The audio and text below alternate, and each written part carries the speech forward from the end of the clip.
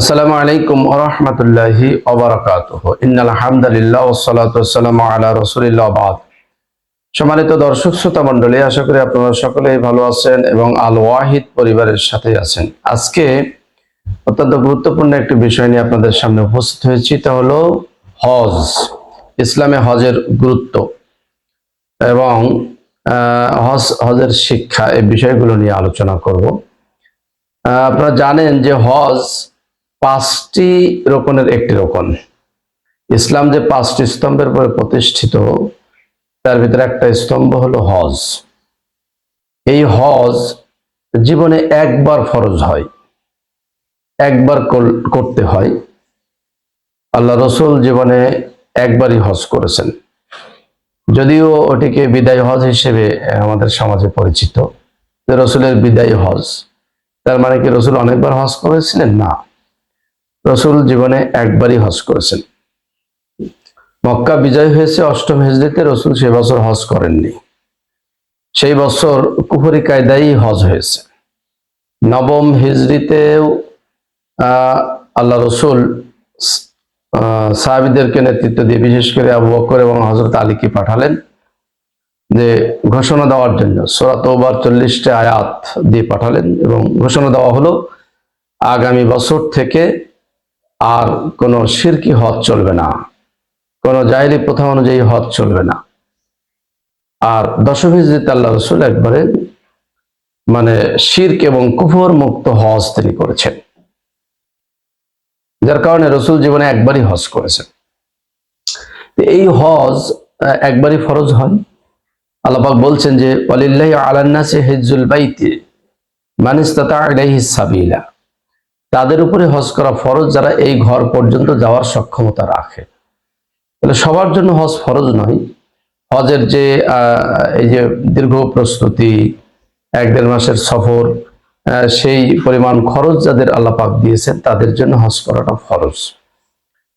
সম্মানিত দর্শক শ্রোতা মণ্ডলী, আমরা জানি যে আমাদের সমাজ অধিকাংশ মানুষেরই এই হজ ফরজ হয়েছে এবং অনেকেই হজ না করেই দুনিয়া থেকে বিদায় নিয়ে যাচ্ছেন। তাদের ব্যাপারে খুবই শক্ত হুঁশিয়ারি কোরআন এবং সুন্নাহ দুইটাই দেওয়া হয়েছে। কোরআনুল কারীমে আল্লাহ পাক বলেছেন যে আল্লাহ পাক পৃথিবীবাসীর নিকট মুহতাজ নন। আর হাদিসে বলা হয়েছে যে ইহুদি অথবা খ্রিস্টান হয়ে মারা যাক, এতে আল্লাহর কিছু যায় আসে না। তাহলে যাদের প্রতি হজ ফরজ হয়েছে, অবশ্যই হজ করতে হবে। কারণ আমাদের মৃত্যুর কোনো গ্যারান্টি নাই, যে কোনো সময় আমাদের মৃত্যু এসে যেতে পারে। এই জন্য হজ ফরজ হওয়ার সাথে সাথেই হজ করে আসা উচিত। এখন যদিও বেশ কিছু টাকা পয়সা লাগছে, তবে মানুষের প্রপার্টিও আছে, সম্পত্তি আছে। এই জন্য হজের মতো একটা গুরুত্বপূর্ণ ইবাদত, এটি থেকে মাহরুম থাকা কোনো অবস্থাতেই উচিত হবে না। এখন এই হজে আমাদের করণীয় কি করতে হবে, সে কথাগুলো আল্লাহ পাক কোরআনুল কারীমে বলে দিয়েছেন। আল হাজ্জু আশহুরুম মা'লুমাত, হজের দিনগুলো হাতে গোনা কয়েকদিন। ফামান ফারাজা ফিহিন্নাল হাজ্জা ফালা রাফাসা ওয়ালা ফুসুকা ওয়ালা জিদালা ফিল হজ। আল্লাহ পাক বলছেন যে এই হজের মাসগুলো ফরজ করা হয়েছে, যারা নিজের জন্য ফরজ করে নিয়েছে, আল্লাহ পাক বলছেন তারা কি করবে না? তারা স্ত্রীর কাছে যাবে না, ওয়ালা ফুসুকা, কোনো ধরনের পাপ কর্ম হজে করতে পারবে না, ওয়ালা জিদালা ফিল হজ, এবং কোনো ধরনের ঝগড়া বিবাদ এই হজে করা যাবে না। তাহলে হজ নষ্ট হয়ে যাবে। আরো কিছু মাসলা মাসাইল আছে, সেগুলো আমরা পরবর্তীতে আলোচনা করবো ইনশাআল্লাহ। তাহলে মোটা দাগে যে কথাগুলো, যে হজ যার উপর ফরজ হয়েছে বা যে হজে যাওয়ার সিদ্ধান্ত নিয়ে ফেলেছে, অবশ্যই তাকে স্ত্রী থেকে বিরত থাকতে হবে। এরপরে কোন ধরনের পাপ কাজ, কটু কথা, পাপের কথা, গালিগালাজ, এরপর বাগড়ামি, এরপরে হজে দেখা যাচ্ছে যে ঝগড়াঝাটি করা, কোন ধরনের এই ধরনের অপকর্ম করা যাবে না। এই সমস্ত কাজ থেকে আমরা অবশ্যই বিরত থাকবো, যারা হজে যাওয়ার সিদ্ধান্ত নিয়ে ফেলেছি বা সামনে কয়েকদিনের ভিতরে আমরা হজে যাব, তারা এই বিষয়গুলো অবশ্যই খেয়াল রাখবো। সম্মানিত দর্শক শ্রোতা মণ্ডলী, এরপরে আমাদের যে করণীয়, আমরা যখন বাইতুল্লাহতে যাব, আপনার যারা গাইডার, তারা তো গাইড দিবেন, যে কাফেলার সাথে যাবেন সেই কাফেলাই সব বিস্তারিত বলে দিবে।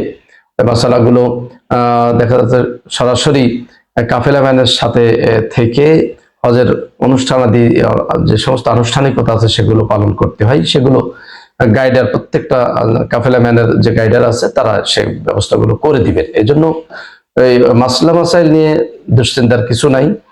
এই জন্য যারা আমরা অলরেডি নিয়ত করে ফেলেছি যারা হজে যাব তারা বিষয়গুলো খেয়াল করবো। মাসলা মাসাইলগুলো এখান থেকেই কাফেলা ম্যান আপনাকে হজের গাইড বুক দেবে বা বিভিন্ন ধরনের প্রশিক্ষণ দিয়ে সেগুলো শিখিয়ে নেবে। সেই কাজগুলো সে অনুযায়ী যেভাবে গাইডার গাইড দিবে সে অনুযায়ী আমি করব। আর হজের যেটা মূল শিক্ষা সেটা হলো আল্লাহ পাক বলছেন ওয়াতাযাওয়াদু ফাইন্না খায়রাজ যাদিত তাকওয়া, তোমরা হজের পাথেয় সঞ্চয় করো আর সবচেয়ে উত্তম পাথেয় হলো তাকওয়া। তাহলে হজের লক্ষ্য উদ্দেশ্য হলো তাকওয়া অর্জন করা। আল্লাহ পাক হজের মাধ্যমে এমন মানুষ বানাতে চান যে মানুষটা হবে মুত্তাকি, যে পৃথিবীর কারোর সামনে মাথা নত করবে না, এক আল্লাহর হুকুম ছাড়া আর কোন হুকুম সে মানবে না। কারণ প্রত্যেকটা হাজিকে বলতে হয় লব্বাইক আল্লাহুম্মা লব্বাইক, লব্বাইক লা শারীকা লাকা লব্বাইক। তারা ঘোষণা দেয় হে আল্লাহ উপস্থিত হয়েছি, আল্লাহ তুমি ছাড়া তোমার কোনো শরীক নাই, ইন্নাল হামদা ওয়ান নি'মাতা, সমস্ত প্রশংসা এবং নিয়ামতের মালিকও তুমি, লাকাওয়াল মুলক, এবং বলা হচ্ছে যে সমস্ত রাজত্বের মালিকও একমাত্র আল্লাহ, লা শারীকা লাক, তার সাথে তার কোনো শরীক নেই, অংশীদারিত্ব নেই। এই কথা প্রত্যেকটা হাজি সে হজের এই 5 দিনে এই তালবিয়া পাঠ করতেই থাকে। সম্মানিত দর্শক শ্রোতা মন্ডলী, হজের যে মূল শিক্ষা তাকে অর্জন করা এবং একমাত্র আল্লাহর দাস হয়ে যাওয়া, আল্লাহর দাসত্ব করতে হবে জীবনের সকল ক্ষেত্রে, শুধুমাত্র আল্লাহর দাসত্ব করতে হবে, আল্লাহর হুকুম মেনে চলতে হবে। এই হজটা হলো একটা বিশ্ব মুসলিম সম্মেলন আমরা বলতে পারি। এখানে সারা পৃথিবীর মুসলমানরা একত্রিত হয়। এখানে ধনী গরিব সাদা কালোর সমস্ত ভেদাভেদ ভুলে এক আল্লাহর মাথা নেড়া করে সেলাইবিহীন কাপড় পরে তারা স্লোগান দিতে থাকে, ঘোষণা দিতে থাকে যে আল্লাহ তোমার দরবারে উপস্থিত হয়েছি, সম্পূর্ণ অহংকার মুক্ত হয়ে সকলেই একবারে সেলাইবিহীন কাপড় পরে আল্লাহর দরবারে উপস্থিত হয়েছে, এই ঘোষণা তারা দিতে থাকে।